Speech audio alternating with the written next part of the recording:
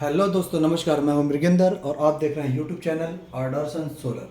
आज का हमारा टॉपिक है बेसिक इलेक्ट्रिकल का ही, जो कि सोलर के लिए बहुत ही इंपॉर्टेंट है, सोलर की डिज़ाइन के लिए। तो आज का टॉपिक है हमारा कि रेजिस्टेंस, इंडक्टेंस और कैपेसिटेंस क्या होते हैं, बेसिक इलेक्ट्रिकल सर्किट में इनका क्या यूज है।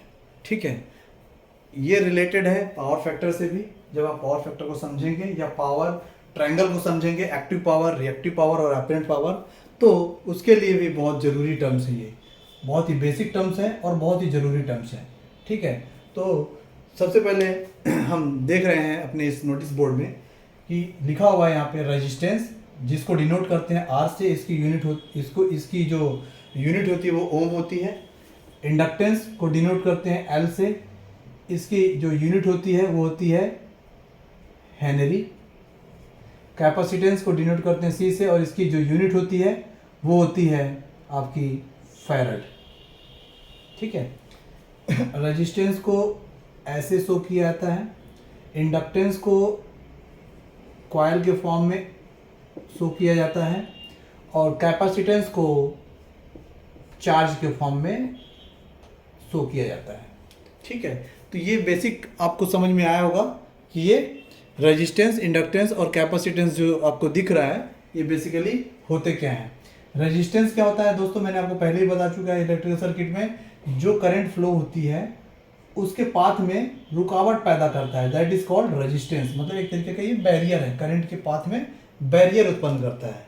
तो ये क्या होता है, ये रेजिस्टेंस होता है। ठीक है, ऐसे ही इंडक्टेंस क्या होता है दोस्तों, जैसे कि आपकी जो मोटर है ना, आपके कंप्रेसर है, उसमें कॉइल होती है, मीन्स ऐसे टर्न होते हैं। ठीक है, तो इसको हम क्या बोलते हैं, इसको हम बोलते हैं इंडक्टर। क्या बोलते हैं इसको, हम इंडक्टर बोलते हैं। ठीक है, इंडक्टर, इसको हम इंडक्टर बोलते हैं। इसका जो रेजिस्टेंस होता है वो होता है एक्सएल। इसको बोलते हैं इंडक्टिव रिएक्टेंस। क्या बोलते हैं इसको हम, इंडक्टिव रिएक्टेंस। ठीक है, इसके रेजिस्टेंस को हम बोलते हैं इंडक्टिव रिएक्टेंस। इस तरीके से जो हमारा कैपेसिटर होता है उसमें भी रेजिस्टेंस होता है, उसको हम बोलते हैं एक्सी, मतलब कैपेसिटिव रिएक्टेंस। ठीक है, मतलब समझेंगे रेजिस्टेंस में इसको नॉर्मल हम क्या बोलते हैं, रुकावट को प्रतिरोध बोलते हैं हिंदी में, और इसको बोलते हैं रेजिस्टेंस। इंडक्टर में जो रेजिस्टेंस होता है उसको हम एक्सएल से डिनोट करते हैं, उसको बोलते हैं इंडक्टिव रिएक्टेंस।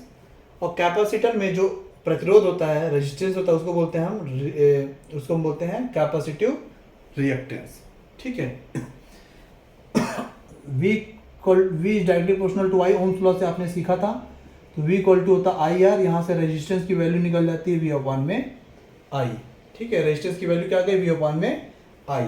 बट ये वैल्यू कब थी, जब आपका एक नॉर्मल सर्किट था वोल्टेज वाला, और यहाँ पे एक रेजिस्टेंस लगा था, ठीक है, R, और करंट फ्लो हो रही थी। यानी वोल्टेज अप्लाई करने पे आपके सर्किट में करंट फ्लो हो रही थी और केवल रेजिस्टेंस था।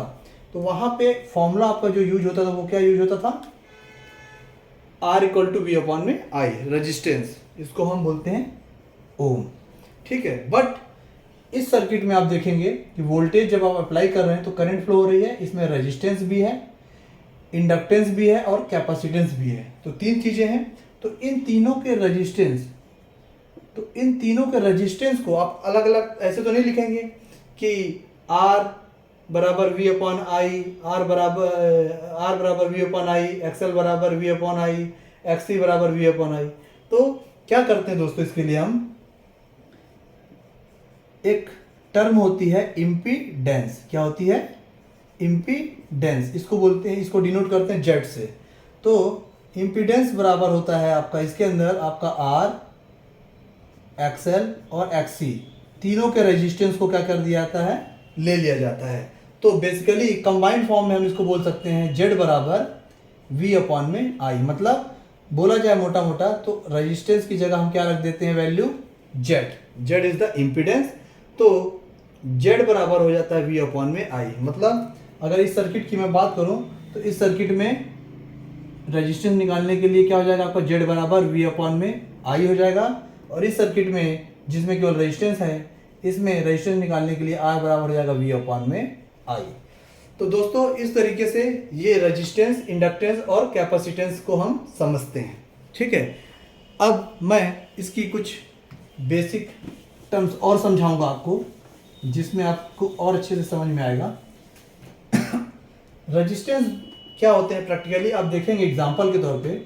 जैसे आपके घर में आप आयरन यूज करते हो, हीटर यूज करते हो, ये चीज़ें क्या होती हैं दोस्तों, गर्म होती हैं। आप इनको इलेक्ट्रिसिटी देते हो, ये चीज़ें क्या होती हैं, हीट होती हैं, मीन्स गर्म होती हैं। तो ये रेजिस्टेंस के फॉर्म में, मतलब ये रेजिस्टेंस की कैटेगरी में आते हैं। इसको यूज करने से, इन डिवाइसेस को, इन उपकरण को यूज करने से पावर फैक्टर में कोई लॉस नहीं होता है। ठीक है, पावर फैक्टर से इसका कोई लॉस नहीं होता है। बट जब आप इंडक्टर यूज करते हो, क्या यूज करते हो, इंडक्टर मीन्स कॉइल, इसको इंडक्टर बोलते हैं दोस्तों। जब आप इंडक्टर कॉइल यूज करते हो, मतलब एग्जांपल के तौर पर मोटर के अंदर आपकी कॉइल होती है, कंप्रेसर में भी आपकी कॉइल होती है। तो जब आप मोटर यूज करते हो, कंप्रेसर यूज करते हो दोस्तों, तो इसमें क्या होता है आपका, इसको यूज करने से आपका पावर फैक्टर में लॉस होता है। क्या होता है, पावर फैक्टर में लॉस होता है। मतलब जो आपकी करंट है वो 90 डिग्री क्या करती है, लैग करती है। करंट क्या करती है, इसमें लैग करती है, 90 डिग्री लैग करती है। मतलब आपका इसमें पावर फैक्टर डाउन होता है, पावर फैक्टर लॉस होता है। किसमें, इंडक्टर के केस में। ठीक है, बहुत सारी फैक्ट्री वगैरह में इंडक्टर यूज होता है, मतलब मोटर यूज होती हैं, तो कंप्रेसर यूज होती हैं। तो उससे क्या होता है, फैक्ट्रियों का जो पावर फैक्टर वो हमेशा डाउन रहता है, मतलब डाउन होता है, खराब होता रहता है। तो फैक्ट्री वाले क्या करते हैं, इसको सुधारने के लिए, सही करने के लिए कैपेसिटर बैंक लगा देते हैं, जिससे उनका पावर फैक्टर सुधर जाता है। और पावर फैक्टर अगर नहीं सुधरा, सपोज आपका पावर फैक्टर खराब हो रहा है, तो बिजली बिल आपका बहुत ज़्यादा आएगा। आपकी डिस्कॉम वाले, जो ग्रिड वाले हैं, डिस्कॉम वाले हैं, वो आपके ऊपर पेनल्टी भी डाल सकते हैं। ठीक है, तो पावर फैक्टर जब आपका इंडक्टर लोड आप यूज कर रहे हैं, इंडक्टिव लोड, तो पावर फैक्टर आपका खराब होता जाता है।